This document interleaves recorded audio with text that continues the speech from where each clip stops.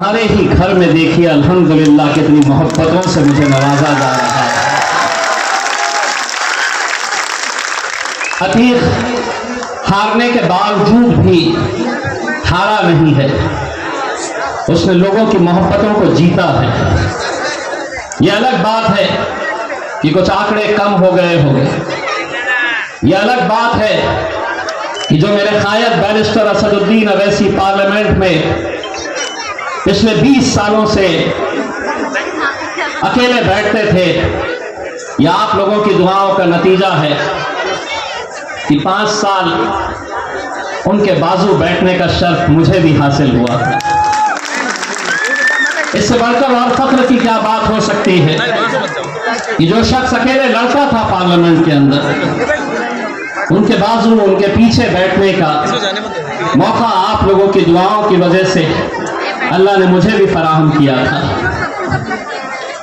ठीक है, 2000 वोटों से इस बार मैं हार गया और मुझे हराने के लिए जिन जिन लोगों ने जो ताकतें लगाई थी,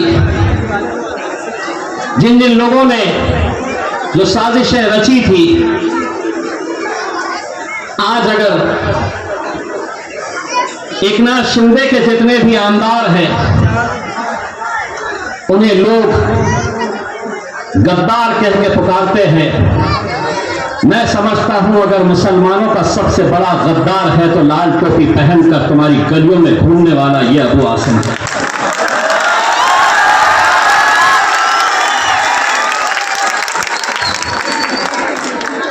और अगर मैं झूठ कह रहा हूं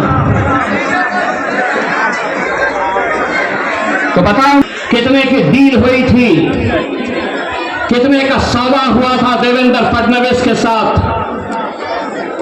कि इम्तियाज जलील को हराना है, तुझे हमारी मदद करनी होगी।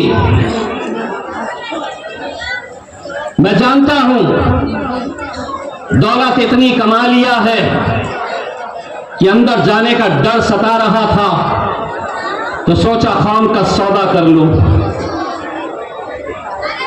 एक बात अच्छी तरह से समझ लेना, आगाज तूने किया है, अंजाम तक तुझे इंशाअल्लाह हम पहुंचाएंगे। गोवंडी की आवाम पहुंचाएगी। जिन माओं ने, जिन बुजुर्गों ने हमारी हार पर, अतीक की हार पर अपने आंसू बहाए, गिड़गिड़ा कर रोए, मैंने कितने ऐसे बुजुर्गों को,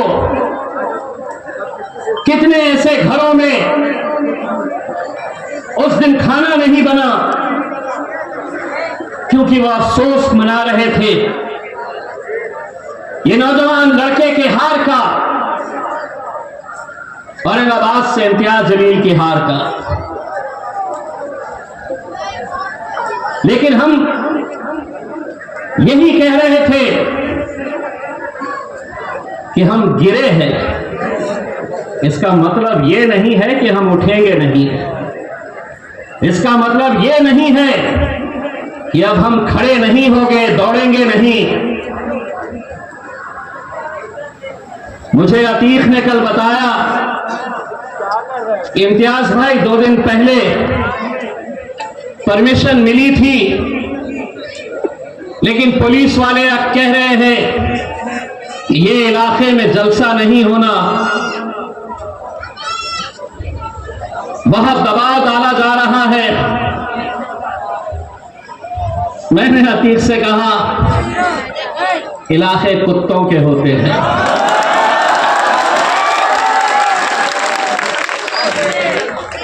शेर कहीं पर भी जा सकता है।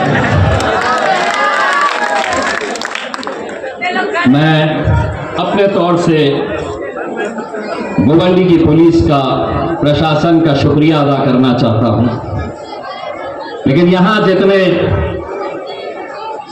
पुलिस वाले मौजूद हैं, मैं उनसे हाथ जोड़कर एक गुजारिश करना चाहता हूं,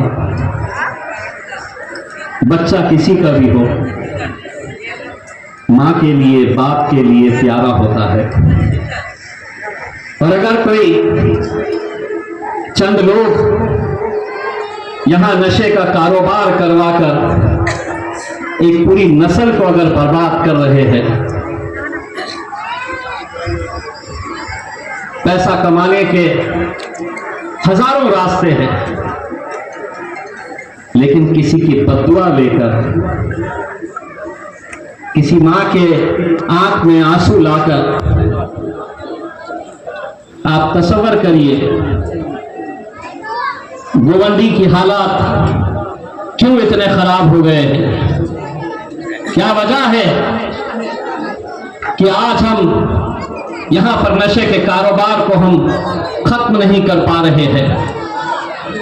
दोस्तों, बड़ी जिम्मेदारी के साथ ये बात कह रहा हूं, महाराष्ट्र में ही नहीं पूरे हिंदुस्तान में अगर नशे का कारोबार अगर चलाया जा रहा है तो सरकार इसके पीछे है। सरकार के इशारों के ऊपर इन बस्तियों में, इन मोहल्लों में, इन गलियों में ये नशे का कारोबार चलाया जा रहा है ताकि इन्हें कमजोर किया जाए, इनकी नस्ल को बर्बाद किया जाए। वरना क्या वजह है कि मोहल्ले का हर एक एक लड़का जानता है कि नशे का कारोबार कहां हो रहा है। पुलिस क्यों नहीं जानती है?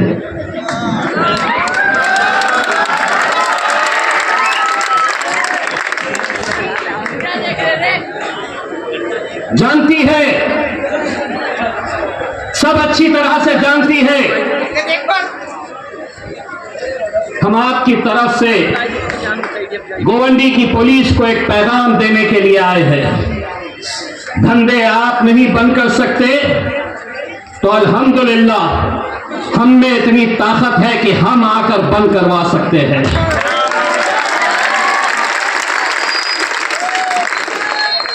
हम कब तक अपने नौजवानों को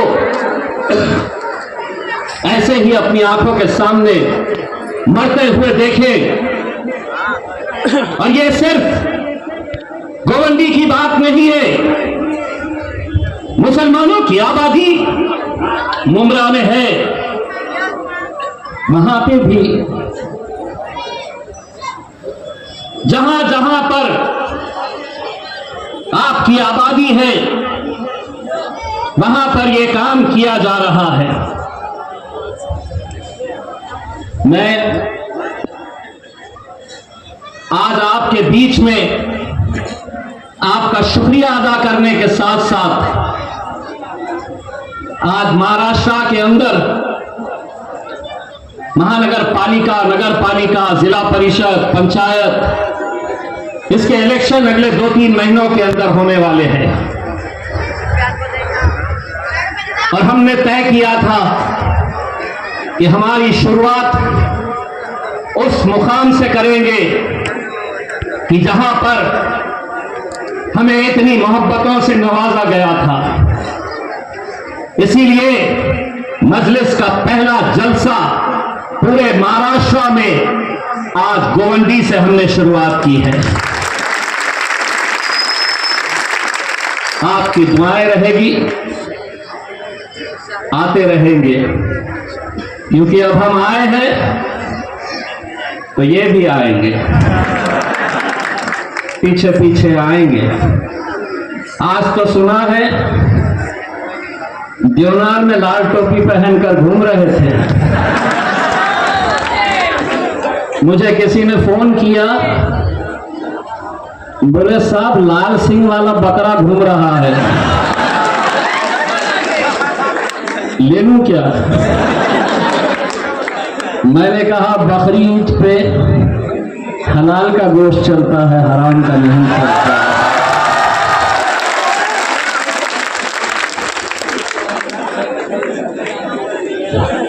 नौटंकी बनकर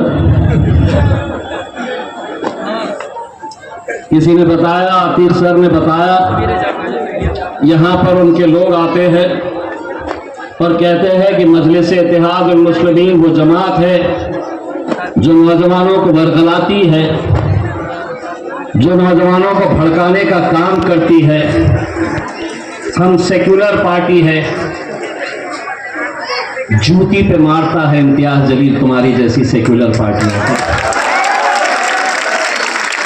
जूती पे रखते हैं हम उन तमाम सियासी पार्टियां जो अपने आप को सेक्युलर कहती है, क्योंकि जब तुम पर वक्त आता है तो क्या नरेंद्र मोदी, क्या एकनाथ शिंदे, क्या अजीत पवार, क्या शरद पवार, क्या अखिलेश पप्पा, सब एक ही थाली के चट्टे बट्टे हैं। और अगर हम फिरका परस्त हैं तो है। जो भाषा तुम्हें समझ में आती है वो भाषा में जवाब देने का हुनर अगर किसी के पास है तो वो मेरे खायद बैरिस्टर असदुद्दीन अवैसी के पास है। वो बकरे की मंडी में घूमते रहे, वो कुवैत चला गया, कतर चला गया, जिद्दा चला गया। मेरा खायद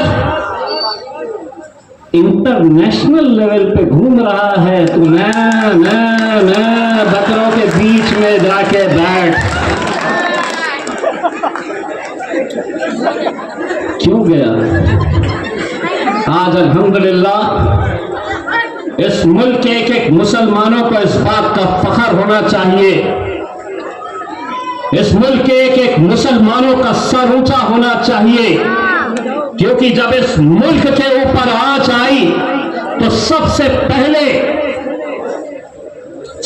पहले हमारे मजहब ने जो हमें सिखाया है मुल्क से वफादारी, अगर इसका सबक किसी ने बताया है चीख चीख के पड़ोसी मुल्क को लताड़ा है तो वो मेरा खायद बैरिस्टर असदुद्दीन अवैसी है। क्या कसूर था उन लोगों का? आज हर सियासी पार्टी ये नहीं खाना, ये नहीं पहनना, ये जमीन तुम्हारी नहीं, ऐसा बोलना, अजान नहीं देना, नमाज नहीं, हमारी बच्चियों ने हिजाब नहीं पहनना। हर रोज कोई ना कोई खड़ा होता है, हर रोज एक नया फतूर छोड़ देता है। दिन भर मीडिया के ऊपर हंगामा चलते रहता है, हमको रोका जाता, हमसे वफादारी का सबूत मांगा जाता। लेकिन एक बात अच्छी तरह से हम गोवंडी की आवाम की तरफ से ये बात आपको बता रहे हैं, मोदी जी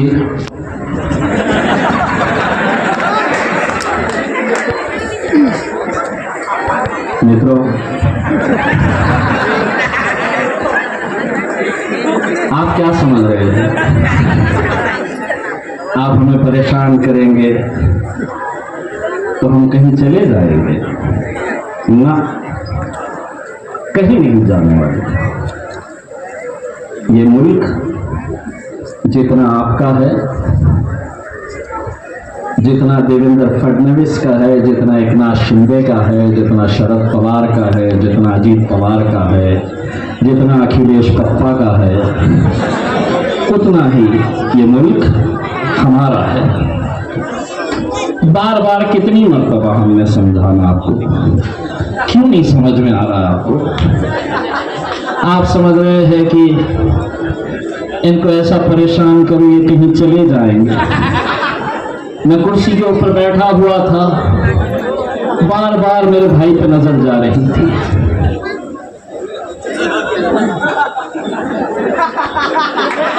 उत्तर प्रदेश की याद आ रही थी।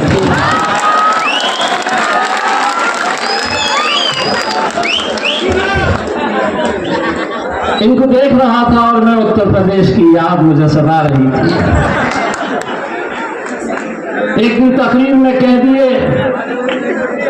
यहाँ के मुसलमानों ने कटोरा उठाना और पाकिस्तान चले जाना, रहे सोन तखले।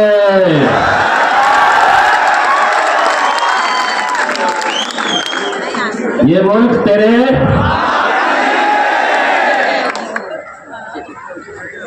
मैं जैसी बोला पुलिस वालों ने कैमरा उठा लिया। मैं बोला बनाते आप, केस बनता अपने पे। कहां से बनेगा जी, हमने तो सिर्फ आधा बोले है ना, आगे पे केस थोड़ी बनता है। सबूत तो पूरा चाहिए होता है। ये मुल्क तुम्हारे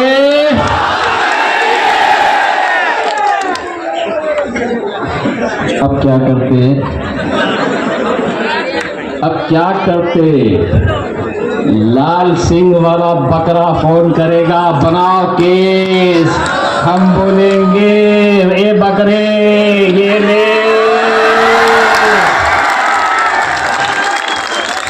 बाबा जी का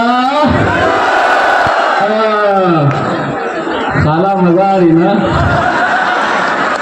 2-3 महीने के बाद निकलना, दन देना, सिर्फ अतीक का बदला नहीं, तुम्हारा बेटा, तुम्हारा भाई इम्तियाज जलील का बदला भी गोवंडी की आवाम में लेना है। यकीन मानिए, यकीन मानिए, मैं आपसे वादा कर रहा हूं कि कहीं पर भी कितनी सीटें आ जाए, गोवंडी के अंदर अगर आप लोगों ने मजलिस को कामयाब किया तो सबसे पहला जीत का जश्न इंशाअल्लाह हम गोवंडी के अंदर मनाएंगे, जिसके अंदर असदुद्दीन अवैसी साहब भी यहां पर आएंगे। मेरे भाइयों, हम एक ऐसा दौर से गुजर रहे हैं जहां कोई अपना नहीं है, कोई तुम्हारे साथ खड़े रहने वाला नहीं है। हमारी लड़ाई, ये मेरे को पीछे से बोल रहे 4 मिनट बचे हैं, T20 के अंदर आखिरी ओवर के अंदर ही बैटिंग चलती है। तो ये है कि आपकी लड़ाई आप ही को लड़नी है। आप अच्छी तरह से उस मंजर को जानते होंगे जब मेरे नबी करीम सल्लल्लाहु अलैहि वसल्लम के खिलाफ गुस्ताखी हुई तो हमने कहा कि हम 4 लोग 10 लोग जाकर किसी पुलिस अधिकारी को हम निवेदन दे के तस्वीरें नहीं छपाएंगे। अगर तुझे भाषा रास्ते की समझ में आती है तो हम रास्ते पे आएंगे। और अल्हम्दुलिल्लाह पूरे हिंदुस्तान की तारीख के अंदर मेरी कोई हैसियत नहीं थी, मेरी कोई ताकत नहीं थी, लेकिन मेरे आका, मेरे रसूल मोहम्मद सल्लल्लाहु अलैहि वसल्लम का नाम जब आया तो अल्हम्दुलिल्लाह महाराष्ट्र की सड़कों के ऊपर सरों का समंदर नजर आया। एक एक नौजवान रास्ते के ऊपर निकल आया। अगर एक बार हम आ सकते हैं, दोबारा कोई हिम्मत करा तो दूसरी बार भी बंबई को जाम करने की ताकत अल्हम्दुलिल्लाह हम रखते हैं। बोलो मेरे साथ नारे तकबीर, नारे तकबीर। जज़ाकल्लाह, बहुत बहुत शुक्रिया।